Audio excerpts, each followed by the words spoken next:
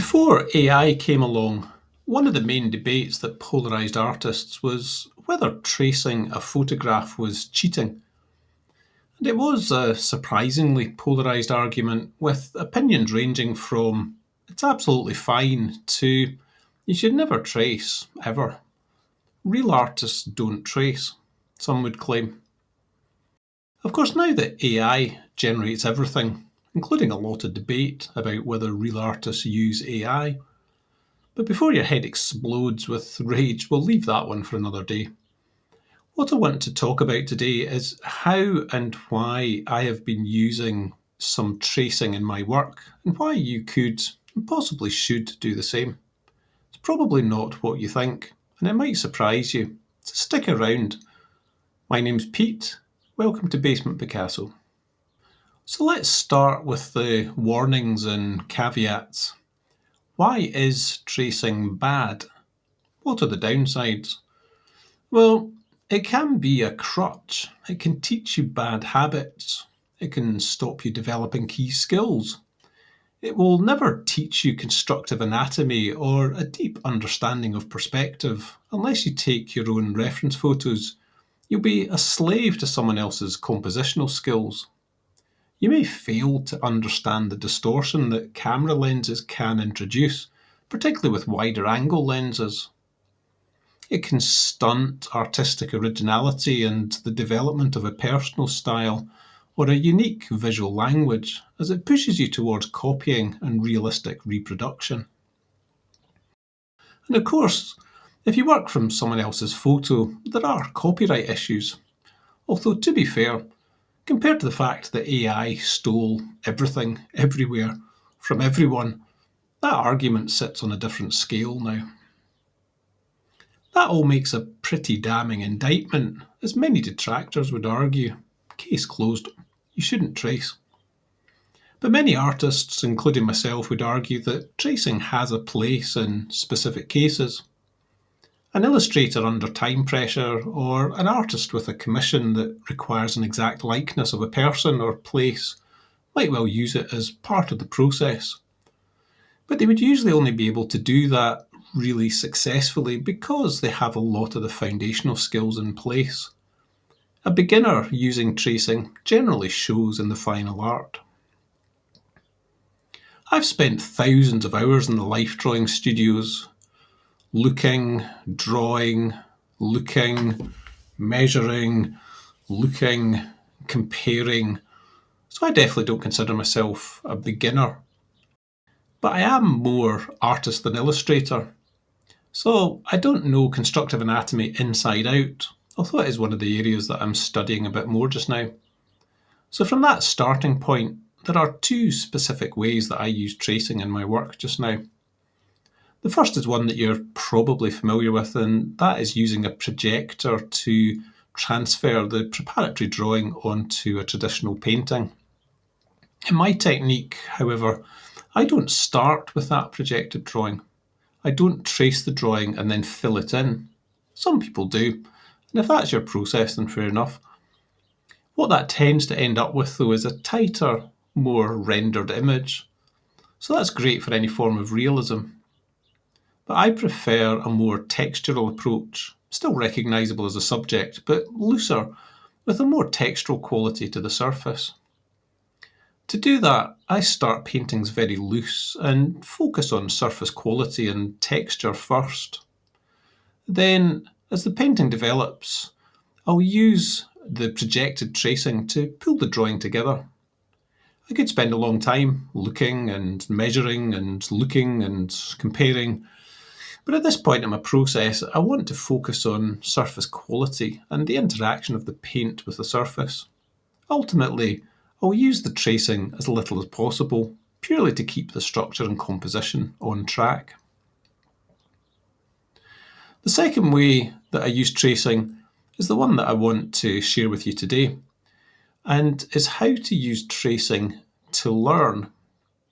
And that might sound counterintuitive given all the damning downsides we looked at, but I believe that tracing in a specific way can help you to learn to draw and develop your skills.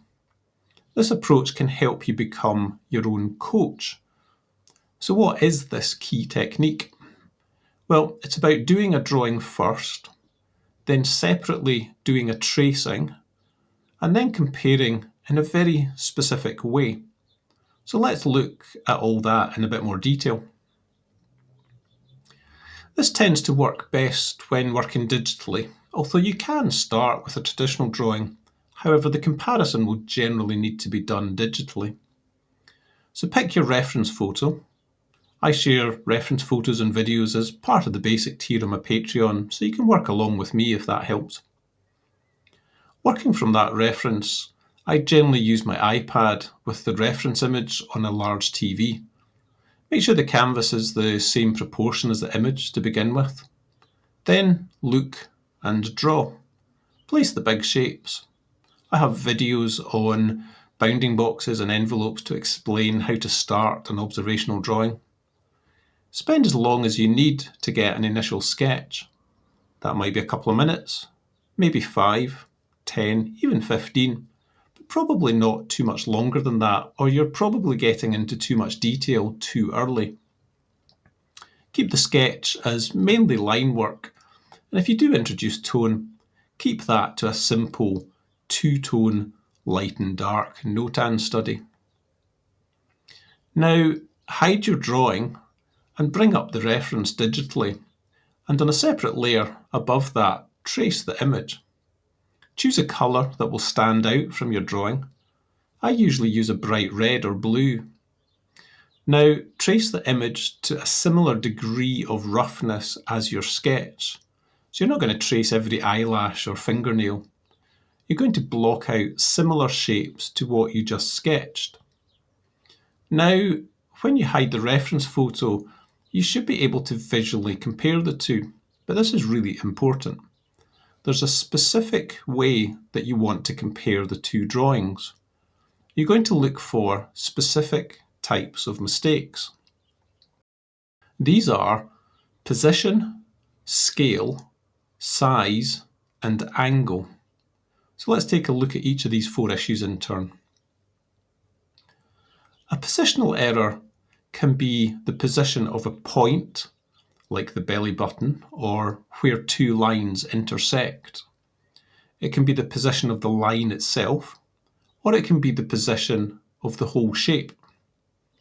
Positional errors don't necessarily stand out immediately, but they are the most important as they tend to compound quickly into other errors. So for example, a line that is the right length and the right angle, but in the wrong position, may become a size error when it sits next to a correctly placed line. Suddenly the 2 lines have made an arm or a leg too fat or too skinny. Scaling errors quickly make the drawing look uncomfortable at best, and maybe glaringly obviously wrong at worst. You've probably seen beginners' drawings that have a nicely drawn hand or head that is unfortunately either way too small or way too big for the rest of the figure. Digitally that's easy to fix, but traditionally that may mean a lot of rework. So the whole point of this is to try to avoid the mistakes, or more likely, to spot them early when they're quicker to fix. Size errors are similar to scaling, but introduce shape distortion. A square that is too tall becomes a rectangle. A circle that is too wide becomes an oval. The general shape and position might be correct, but size will still make things look wrong. Size errors are really a mismeasurement between 2 points. I've learned that I tend to have a bias in the way that I see and tend to draw things too wide or too short, whichever way you want to think about it. One of the things that this process will help to teach you is your natural tendencies that you might have been blind to. You don't tend to see the mistakes you're making. And finally, there's angle. This applies to a line or more generally to a shape. You might have the perfect shape, position, and scale of the face or the hair, but it might be sitting at the wrong angle. I did a sketch recently where I drew the entire body at the wrong angle. For more local errors, you might find that you have drawn, say, the arms at the wrong angles, and now the hands don't meet. Errors with angles tend to compound into other types of errors once you're looking at the whole drawing. Errors compounding during the drawing process is one of the key reasons that a drawing seems to get away from you, why it becomes increasingly frustrating until it's eventually abandoned. And getting the position of an initial shape wrong might lead to the angle of the next line being wrong, which leads to the size of the next shape feeling off, and so on. It becomes increasingly hard to understand what the problem is. Compounding errors are incredibly hard to unpick, even for more experienced artists. There are more types of errors that we can discuss in future videos as the sketch or drawing progresses, but these are the key ones related to tracing and should help you make a lot of progress. So I compare my drawing to the tracing, and I try to identify and classify each error, and I actually mark up everything I can see. If you want to take a positive parenting approach, which I would strongly recommend, then you can also take the time to mark up where you have done well and got things correct. If you made a good shape but got it in the wrong position, then acknowledge both the good and the bad. Congratulate yourself for what went well and learn from what can be improved. This should be constructive criticism, not a form of punishment. Once you've done that, take a minute to see if there are any common themes. Are there things you do well consistently or things you get wrong consistently? Next, look at your marked up analysis. Then switch off the tracing and the analysis so you're back to just looking at the drawing. And take some time to compare it to a separate view of the reference image. Try to see where you went wrong. See what doesn't look right now. Once you've done that, then we need to fix the errors as part of the second pass on refining the sketch. There are two ways to do this. The beginner level study is to bring the tracing back up, and then on the drawing layer, use cut and paste tools to reposition, scale, or rotate things to get the structure correct. This keeps your drawing style and language intact whilst fixing the structure. If something was really off, then allow yourself to draw some marks under the trace to give you a better starting point for the second pass.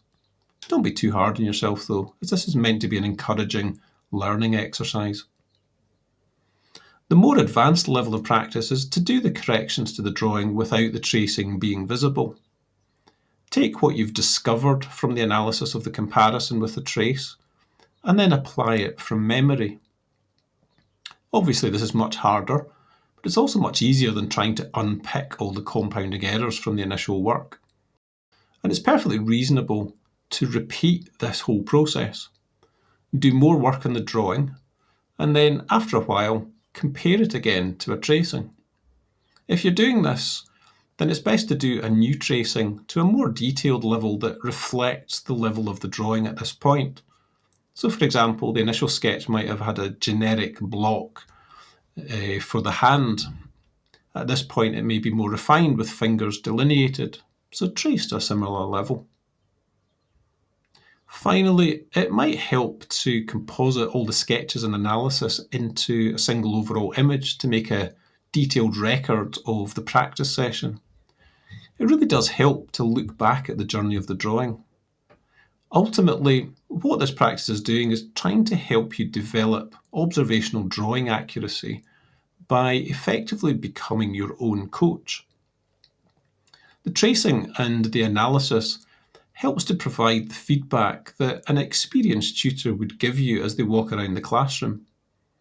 Obviously, this method won't teach you much, if anything, about underlying anatomy. It's not going to teach you about composition or how to draw imaginatively. But that's okay. If you use this, like I do, as deliberate practice with a purpose, then maybe you can help develop your drawing skills more quickly as well. I've found another very helpful use case for this method as well. I'm currently studying the figure drawings of Patrick Jones, the illustrator.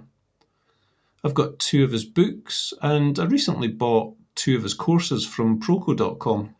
I'm really enjoying listening to Patrick as he does the drawings, and then I'm doing my own version of each drawing as practice. I do my initial drawing and then I compare it to the reference photo that he used. But I then tried putting that trace over Patrick's drawing. And what I found was a whole new appreciation for his drawing and the decisions that he's making. He's not drawing observationally and realistically. He is allowing gesture and creativity to influence the drawing. He's inspired by the reference photo, but not constrained by it, and focuses on making the most pleasing final image, not a copy of the photograph. He's obviously a top-tier illustrator with exceptional knowledge of anatomy.